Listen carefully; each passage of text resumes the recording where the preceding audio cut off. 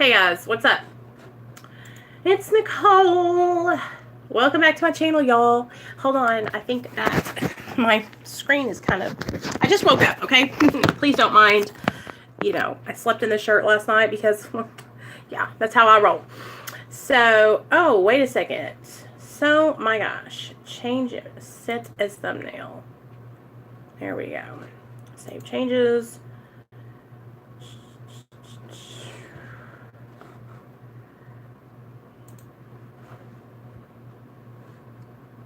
Hey guys, what's up?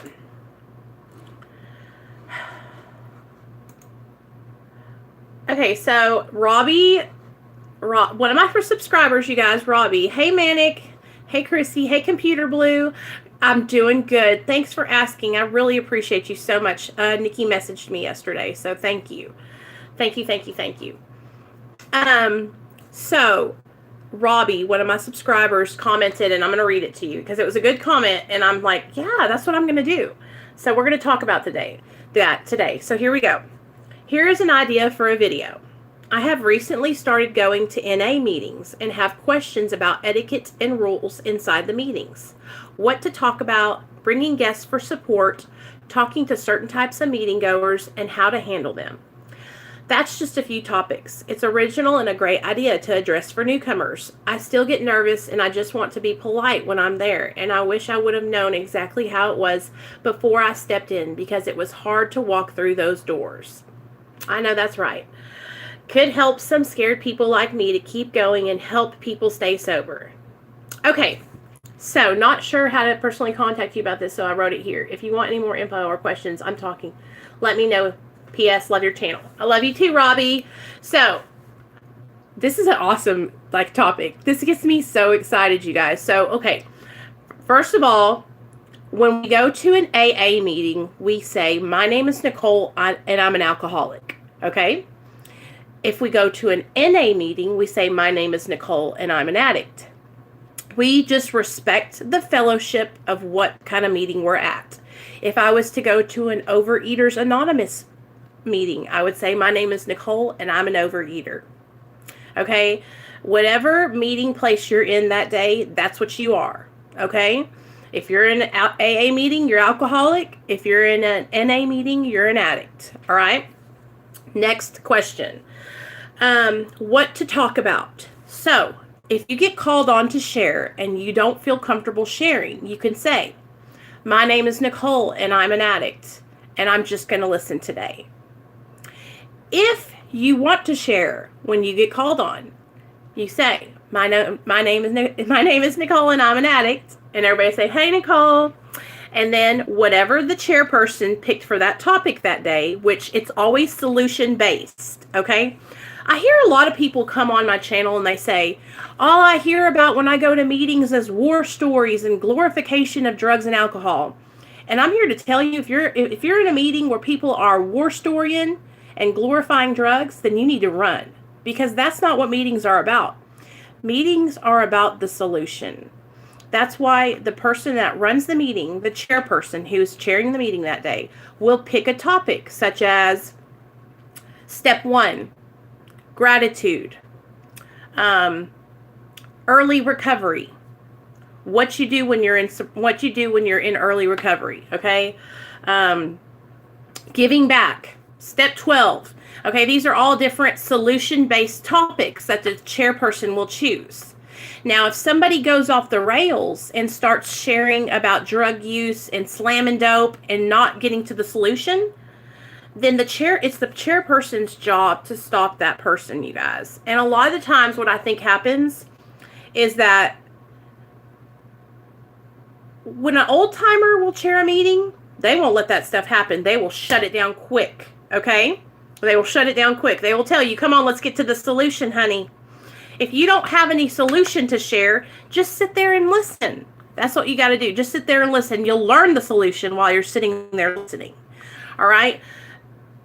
For after the meeting, if you're talking to your friends or you're struggling, then that's when you come up to somebody and you say, you know, I've really been going through it lately and I need to talk to somebody because I'm struggling. Okay? But the meeting is for the solution. That's why they have the meetings, because they want the newcomer to come in who's struggling and to hear the solution. They don't want you to come in and hear everybody talking about how they got high and how, their life is horrible now. Okay, the meetings are for the solution. Okay, so let's see. Next. What to talk about. So we talk about the solution. Bringing guests for support. Okay, so here's the thing. There's certain kind of meetings. They have closed meetings, open meetings, okay? A closed meeting is only for the alcoholic or the addict. So if you're in AA and you're at a closed meeting, that meeting is only for alcoholics. So you don't need to bring guests, okay? And if you have a meeting sheet or you go online and you look at the meeting you're going to, it will say beside the meeting whether it's an open meeting or a closed meeting. Okay, or a business meeting. Now, a business meeting is for the business members of the group. Now, in each group, there is a secretary, a president of the home, like it's a home group meeting, okay? And so, like for me, I was a secretary of my home group for about a year, okay? And we would have these business meetings, all right? We're talking about meetings. So, in an open meeting, you can bring someone to support you. They don't have to be an addict or an alcoholic. Shoot, if you're a nurse and you're in school and you need to go to a meeting because you got to get credit hours, because a lot of nurses and doctors have to go to AA and NA meetings, you can go to an open meeting. That's for anyone with a desire to stop drinking or using, right? Or because a lot of people that are in school have to go to Narcotics Anonymous meetings and Alcoholics Anonymous meetings to learn about addiction. So open meetings are for anybody. Closed meetings are just for the addict or the alcoholic. Okay? All right. So bringing guests for support. Talking to certain types of meeting goers. Okay. So let me just tell you guys about all the different types of people you're going to see at the meetings. And this might be a little stereotypical, but y'all, if you guys are frequent in meetings, you'll know exactly what I'm talking about. So let's talk about the 13th stepper fuckboy. Every meeting has one. Every meeting has a 13th stepper in the group. It could be a girl or a guy who is there because they're trying to find their next boyfriend or girlfriend. If you're in early recovery or just in recovery in general, you need to stay far away from them. They'll usually be the first opposite sex person to walk up to you and invite you out on a date after the meeting. And I'm not even lying to y'all, okay? So be aware. Because even though we're all going to meetings, it doesn't mean that everybody in there is well, you guys. There's a lot of sick people that are still struggling and going through things that are in meetings. So you got to be aware of who you're talking to. If you're a male, talk to the males. If you're a woman, talk to the women, okay? If you're a gay guy, find you some good chicks to hang out with, okay? If you relate more to the girls, go hang out with the girls, where you feel like you're safe. 13th stepping is when, there's no 13th step, so that 13th stepping is sexual predatory, y'all. And it just happens. Like, there's a lot of people that come into AA and NA, and they've just newly gotten sober, and they're horny, y'all. I'm going to lay it out there like it is. They're all over the place. A lot of meetings are filled with young people who just want to hook up. Yeah, so that's why you got to identify with who you want to be around, We always pick sticking with the winners, all right? So if you go into a meeting, you guys, what you need to do is you need to zero in on the people at the front row of the meeting, okay? You need to find the old timers who've got 20 years plus sober, okay? And go sit by them. Go over there and sit by them old people, because that's where it's at. You don't need to be around all the young people with their hats turned backwards, smoking cigarettes out in the parking lot, because that's what we've always done, okay? And don't let me catch y'all being one of those people either. Get your butt inside the meeting. Don't be outside smoking on smoke breaks and stuff. You need to be in there learning about the solution. Now, then there is always going to be somebody, okay, so there's the chairperson, the person who is chairing the meeting that day. And each day it could be different that you go, because what they do is they alternate chairpersons.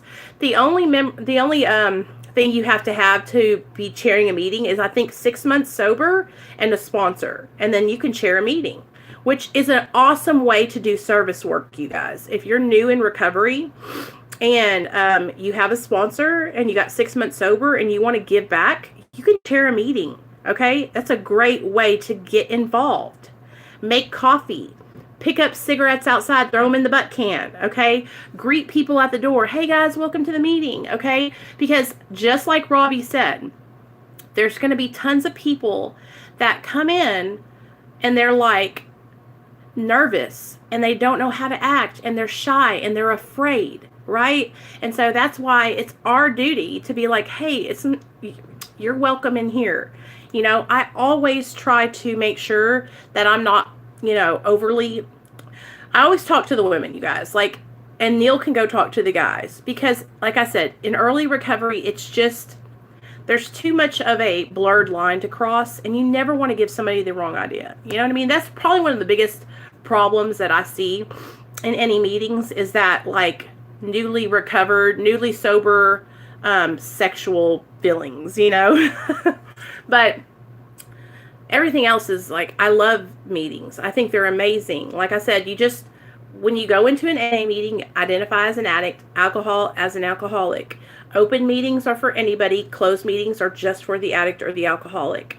If you are looking for a sponsor, at the end of the meeting, they usually have either people who are looking for a sponsor can raise their hand, people who are willing to sponsor will raise their hand, or just like I said, go up to the chairperson and say, hey, I'm new. I need a sponsor. Can you help me find a sponsor? Can you show me the people that you would think would be good sponsors? Do you know what I'm saying? Whenever I was going to meetings on the regular, the way I chose my sponsor, you guys, was I listened to her share like 6 times. I think I went to 6 meetings and heard her share about being in recovery from pills. And I was like, that lady's it. I'm choosing her. And I just asked her to be my sponsor. And she was like, sure. You know, I think we build it up to be like a lot worse than what it is in our minds. We're like, I can't do that. That's going to be so hard. But it's really, it's not that bad. So just remember, everybody in there is trying to get sober and do the right thing. Some people are in different stages of their recovery. So always be aware of that. Where, you know, you got old timers, you got brand new people, you got people that aren't sober yet, that, you know, are acting like they are, but they're not, you know, so just be aware and you can do it. Go in the meeting and get down and listen and just try to be, you know, present. George, I'm going to pest your ass. But anyways, I just wanted to come on and do this quick video. I'm going to upload it real fast. I got to go take a shower, go grocery shopping, and I'll see you guys later on today, okay? Love y'all.